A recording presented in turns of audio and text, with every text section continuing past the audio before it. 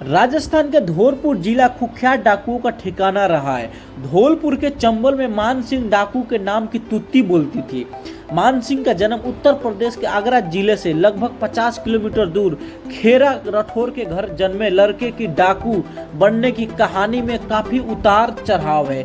बड़ा होने पर नेतृत्व क्षमता और व्यवहार की शोहरत गांव में फैल गई।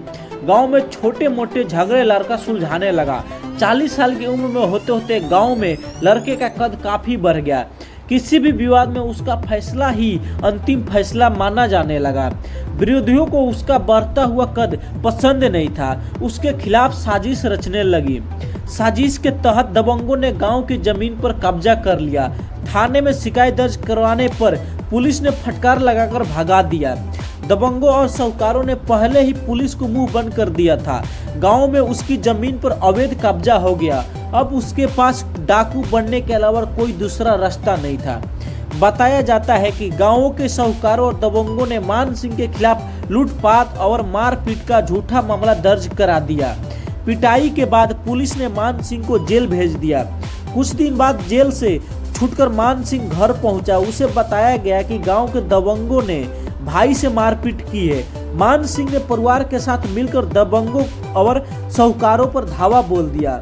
गांव में तलवार लाठी भाठा चले। मान सिंह ने गांव के दबंगों और साहूकारों के घरों खलियानों में आग लगा दी। 2 ब्राह्मणों और साहूकारों को पीट पीट कर मार डाला। घटना को अंजाम देने के बाद मान सिंह चंबल के बिहार में चला गया। चंबल के बिहार में मान सिंह को मन नहीं लगा। कुछ दिन बाद एक बार फिर गांव की तरफ चला। पुलिस को गांव में आने की सूचना मिली। आखिरकार मान सिंह को पकड़ा गया।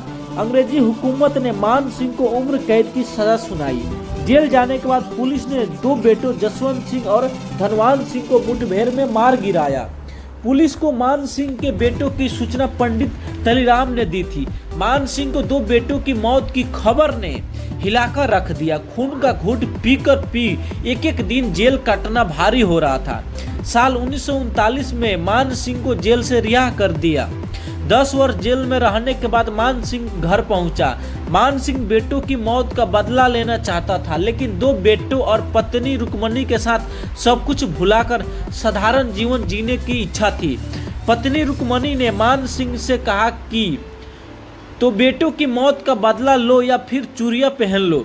पत्नी के ताने को सुन मान सिंह ने फिर बिहार में जाने का फैसला कर लिया। मान सिंह ने बेटों की मौत का बदला लेने के लिए सबसे पहले पंडित तलीराम की हत्या कर दी और बेटों को एनकाउंटर करने वाले 32 पुलिस कर्मियों को चुन चुन कर मार डाला। उसके बाद मान सिंह ने चंबल के बिहार में रहकर गैंग का विस्तार किया। 1939 से लेकर 1955 तक डाकू मान सिंह की चंबल के बिहारों में तुत्ती बोलती थी। मान सिंह पर हत्या के 185 और लूटपाट के 112 मामले दर्ज थे, लेकिन लोग फिर भी डाकू मान सिंह की इज्जत करते थे। डाकू मान सिंह का नाम सुनते ही लोगों के रोंगटे खड़े हो जाते थे। चंबल में पहुंचने वाले प्रत्येक डाकू की चाहत मान सिंह जैसा होने की थी। आज तक डाकू मान सिंह जैसा कोई नहीं बन पाया। डाकू मान सिंह अमीरों के घर में लूटपाट कर गरीबों की ओली भरता था। उसके दिल में महिलाओं की काफी इज्जत थी।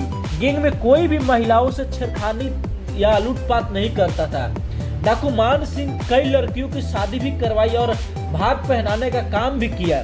जानकारी के अनुसार मान सिंह की गैंग में अस्थायी और अस्थायी संस्थाओं की संख्या 400 भी ज्यादा थी। पुलिस मान सिंह का आतंक खत्म करना चाहती थी। योजना के तहत पुलिस ने विशेष टीम का गठन भी किया। मान सिंह को मुठभेड़ में देर करना आसान नहीं था। पुलिस की मुखबिर से सूचना मिली थी कि मान सिंह गैंग समेत भिंडे जिले के लाउन गांव रुकने आ रहा है। पुलिस ने घर के मालिक को धमकाकर योजना में शामिल कर लिया। योजना के मुताबिक मान सिंह की गैंग को खाने में जहर देना था। गैंग के साथ पहुंचे मान सिंह मालिक ने जहर वाला दूध पिला दिया। दूध पीने के बाद सभी बेहोश हो गए। पुलिस ने गोलियों से भूनकर डाकू मान सिंह की गैंग का काम तमाम कर दिया। उत्तर प्रदेश के गांव खेरा राठौर में डाकू मान सिंह के चाहने वालों की कमी नहीं है। उसकी याद में मंदिर का निर्माण करवाया है। मंदिर में मान सिंह के साथ पत्नी रुक्मणी देवी की मूर्ति स्थापित गई है। आज भी लोग मान सिंह को पूजा करते हैं।